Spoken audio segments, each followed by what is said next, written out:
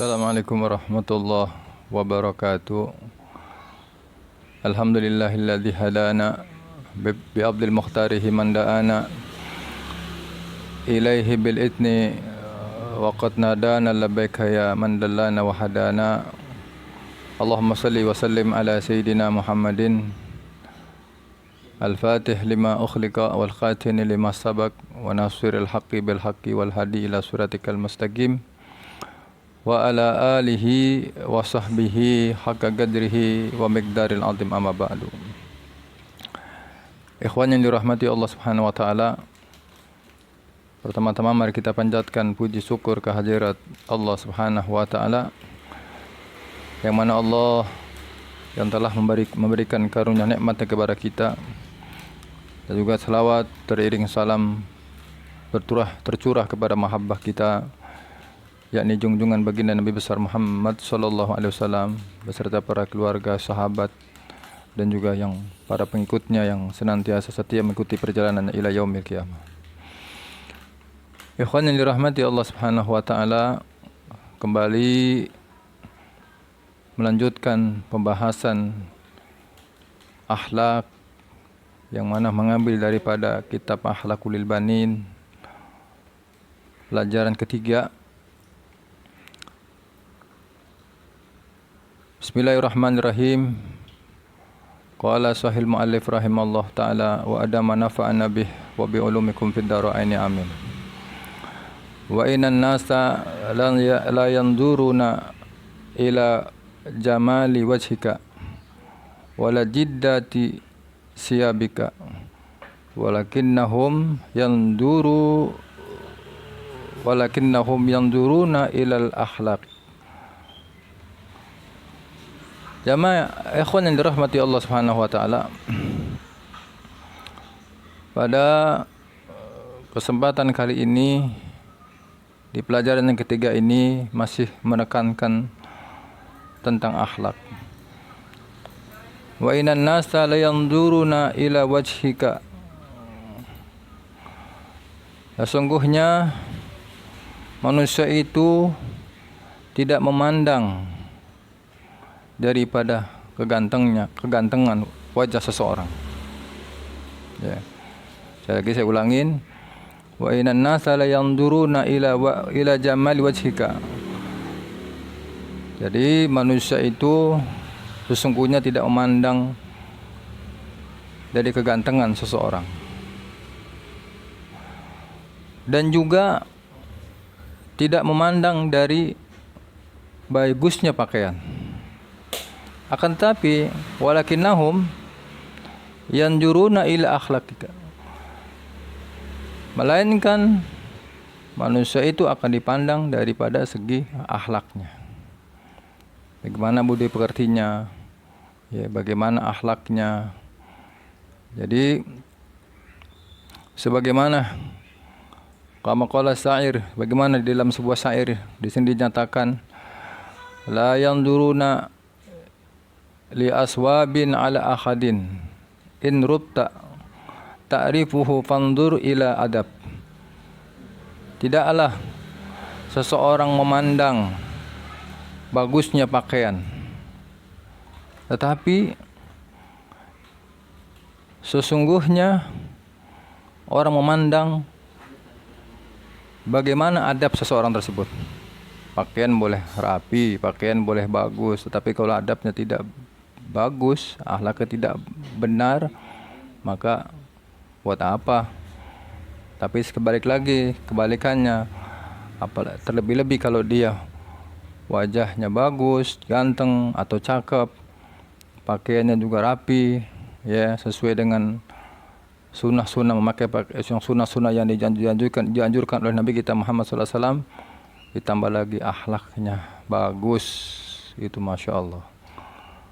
Dari sini di dalam syair ini dijelaskan mengenai tentang gahru, ya. Gahru itu adalah sebuah kayu. Membedakan gahru dan kayu itu di saat dibakar. Artinya apa?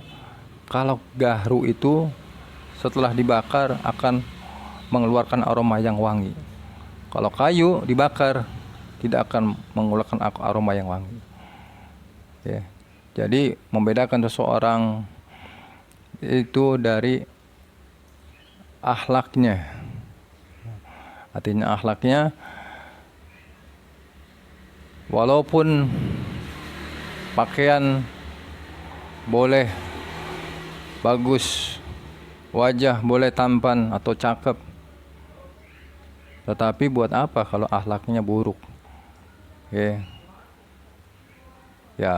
yang diharapkan oleh kita wajahnya cantik atau cakep atau ganteng, pakainya juga bagus, apalagi hatinya juga, akhlaknya juga sangat luar biasa. Ikhwan yang dirahmati Allah Subhanahu wa taala,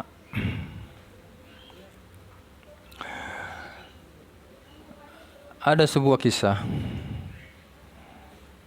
yang diceritakan di dalam kitab-kitab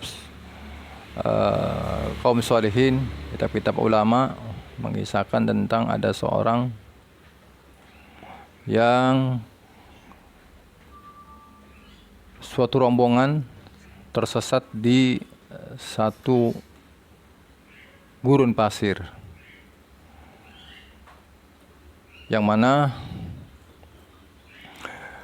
seorang guru beserta murid-muridnya. Jadi mencari jalan ke salah satu jalan, nggak ketemu juga, untuk bertemu jalan dengan jalan yang dituju. Jalan lagi yang satunya begitu juga, selalu tidak bertemu dengan jalan menuju ke tempat tinggalnya. Akhirnya artinya tersesat ini rombongan. Di saat lagi mencari jalan, di saat lagi mencari tempat jalan untuk keluar daripada gurun pasir ini, tiba-tiba di depan beliau ada sebuah singa. Yang singa ini juga sedang kelaparan mencari makanan. Karena di gurun pasir ya. Rombongan semua panik. Kenapa panik? Karena sedang mencari jalan keluar daripada gurun pasir ini, mencari jalan sana kemari, tiba-tiba bukan ketemu jalan, malah ketemu singa yang sedang memandang rombongan tersebut, ya, dengan wajah yang sangat garam, karena ini singa sedang membutuhkan atau kelaparan, butuh makanan. Tersengat-sengat, terkaget semua melihat peristiwa ini, kejadian ini. Melihat singa yang sangat, singa ya, kita tahu singa itu kayak apa, galaknya kayak apa, karena beliau adalah Raja Rimba. Tiba-tiba seorang syekh yang membawa rombongan tersebut menghampiri singa tersebut. Nah, murid-muridnya ini, rombongan tersebut tercengang melihatnya. Begitu menghampirinya, lalu dia pegang telinganya, lalu dia elus-elus telinganya sambil seraya mengatakan, "Wahai singa, wahai hamba Allah, aku ini tersesat, sedang mencari jalan keluar dari tempat perjalanan ini. Tolong antarkan aku menuju jalan supaya aku ini bisa pulang ke tempat aku atau ke tempat asal aku."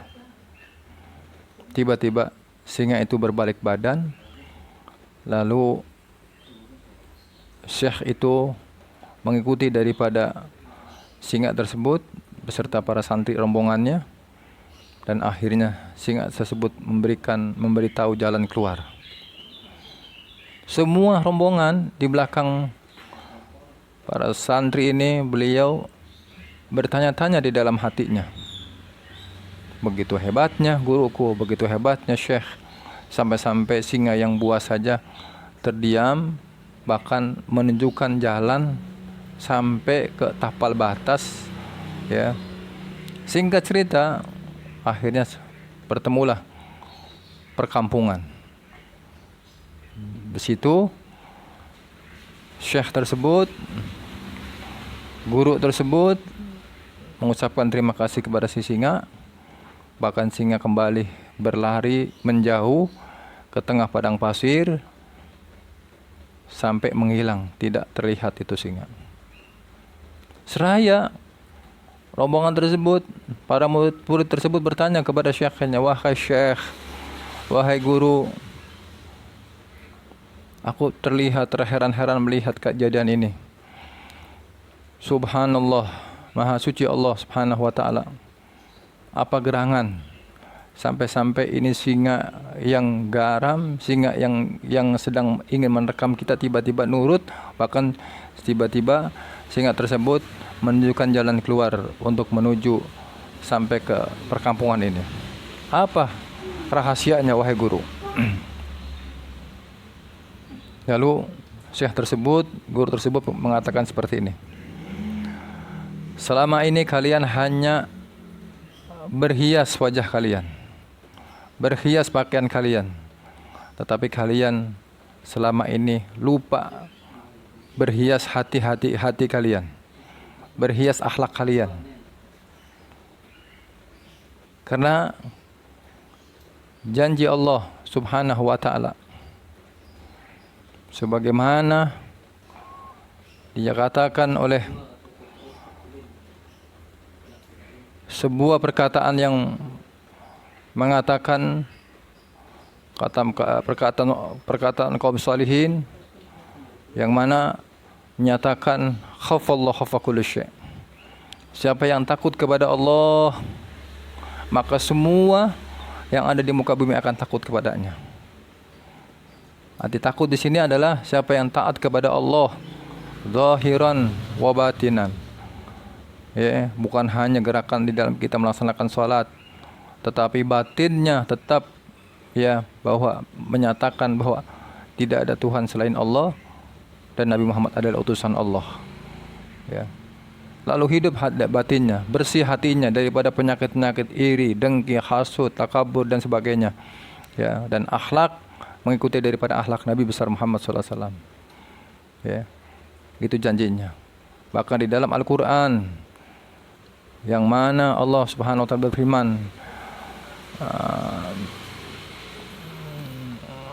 siapa orangnya, yang artinya siapa orangnya yang inna akramakum indallahi atqakum.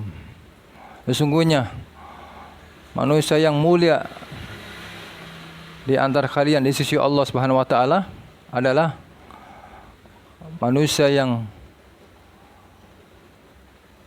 atqakum, yang taat kepada Allah Subhanahu wa taala. Jadi ketaatan itulah yang menjadikan kemuliaan kepada mereka manusia. Ketaatan itulah yang akan menjadikan sebab makhluk-makhluk yang jahat akan tunduk, akan taat, akan mengikuti, tidak akan tunduk kepadanya. Ketaatan itulah nanti apa yang ada di muka bumi ini, ya, tidak akan berani macam-macam. Kenapa? Dikatakan oleh para ulama, jangankan singa yang buas, jangankan macan yang buas, jangankan ular yang berbisa yang buas, jangankan semua binatang melata yang buas, malaikat pun akan malu. Malaikat pun kelak nanti di alam barzah akan malu, ya, bertanya, mengampiri orang-orang yang semasa hidupnya beliau taat kepada Allah zahiran wa batinan dan berakhlakul karimah sebagaimana akhlak yang diajarkan oleh Nabi kita Muhammad sallallahu alaihi wasallam. Maka dari itu, ayo anak muda khususnya, ya, baik itu laki-laki maupun perempuan, ya, dari sejak dini, dari sejak sekarang, ayo kita jaga akhlak kita. Kalau kita ingin mendapatkan kemuliaan di dunia dan kemuliaan di akhirat, jangan sampai dengan kita punya akhlak yang buruk, kita akan dihinakan Allah Subhanahu wa taala di dunianya, terlebih-lebih di akhiratnya. Sekali lagi, karena tidaklah diutus Nabi Muhammad ke muka bumi ini melainkan untuk menyempurnakan akhlak budi pekerti manusia.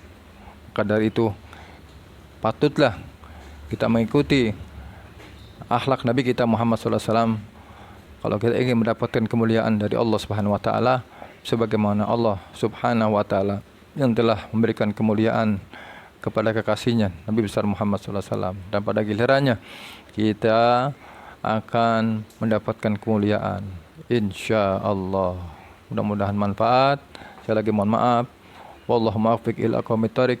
Assalamualaikum warahmatullahi wabarakatuh.